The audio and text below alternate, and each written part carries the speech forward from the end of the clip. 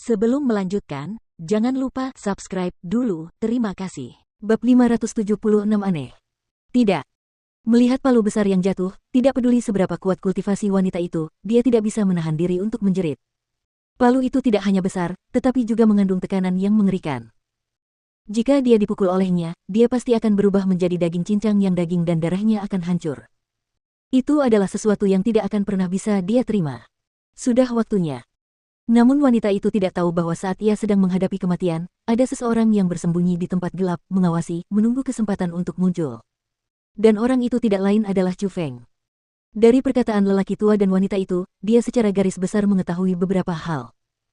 Jadi, karena dia memilih untuk menyelamatkan wanita itu, tentu saja, dia harus memilih saat yang paling berbahaya untuk muncul karena hanya pada saat itulah dia akan mengingat kebaikan itu dengan kuat. Asteris suara mendesing. Waktunya sudah tepat, jadi wajar saja jika Chu Feng tidak menahan diri. Ia melompat, dan seperti seekor naga, terbang keluar. Pada saat yang sama, kilat menyambar matanya, auranya sudah naik ke tingkat ke-8 dari alam surga. Chu Feng turun dari langit, dan berdiri di depan wanita itu. Kemudian, dia mengulurkan satu tinjunya, dan meninju palu besar yang mendekat. Asteris bom pukulan itu membuat ledakan. Kekuatan surga melonjak, dan palu besar yang mengerikan itu dihancurkan oleh Chu Feng. Asteris binatang buas itu meraung kesakitan, bersamaan dengan hancurnya palunya, dan ia terpaksa mundur oleh riak ledakan itu. Setelah berhasil dengan satu serangan itu, Chu Feng menyerang lagi.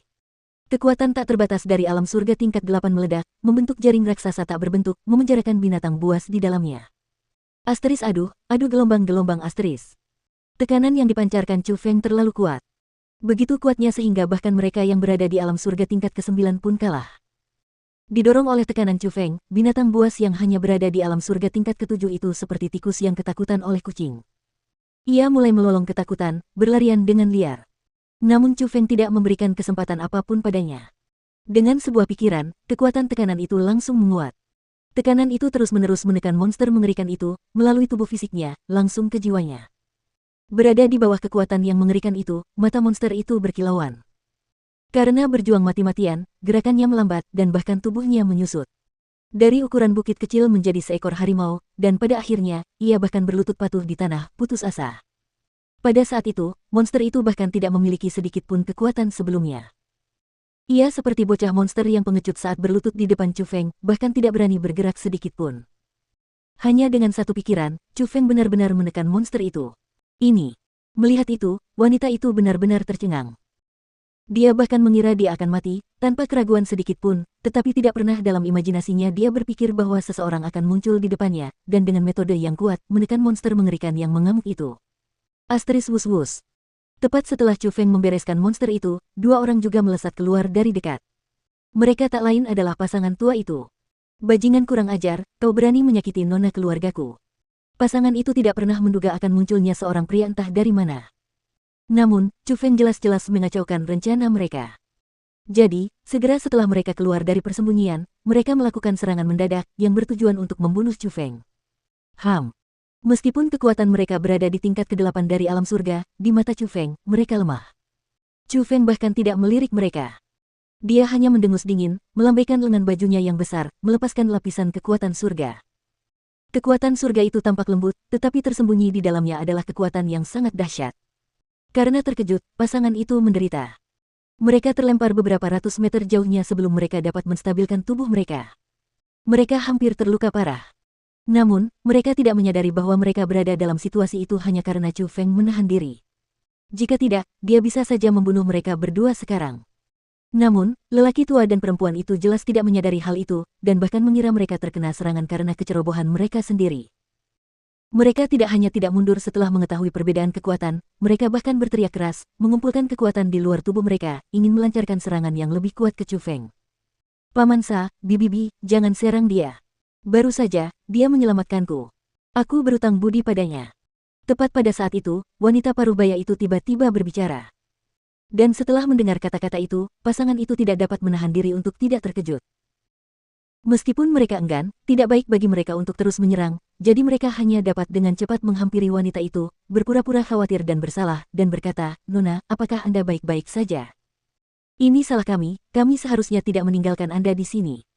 Semua ini berkat Tuan Dermawan yang telah menyelamatkanku, atau aku benar-benar tidak tahu apakah aku bisa selamat atau tidak."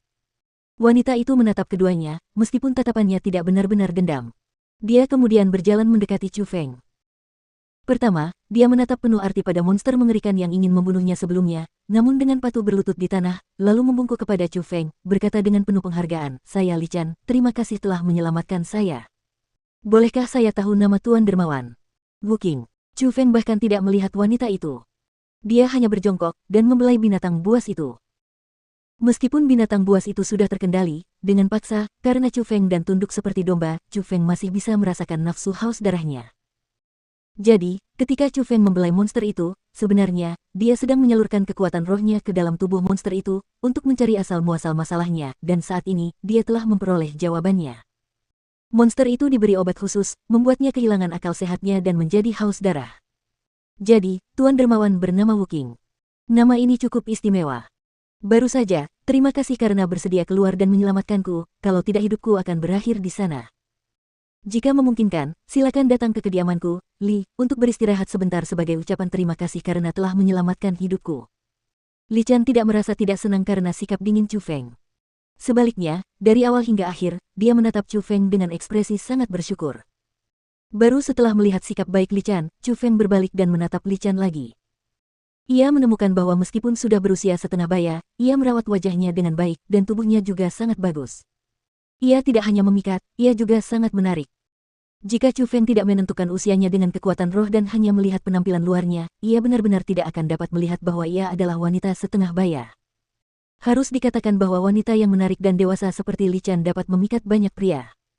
Namun sayang, dia tidak sesuai dengan selera Chu Feng. Saat ini, hanya ada sedikit wanita yang bisa menarik perhatian Chu Feng, apalagi yang sudah melewati usia pertengahan. Jadi, Chu Feng hanya memeriksa Li Chan, lalu bertanya, "Tidak perlu imbalan apapun. Aku tidak menyelamatkanmu. Aku baru saja menemukan bahwa binatang buas ini aneh, dan takut bahwa setelah membunuhmu, ia akan memburu yang lain. Tidak masalah jika ia membunuh para pembudidaya, tetapi jika rakyat jelata terluka karenanya, itu tidak akan terlalu bagus."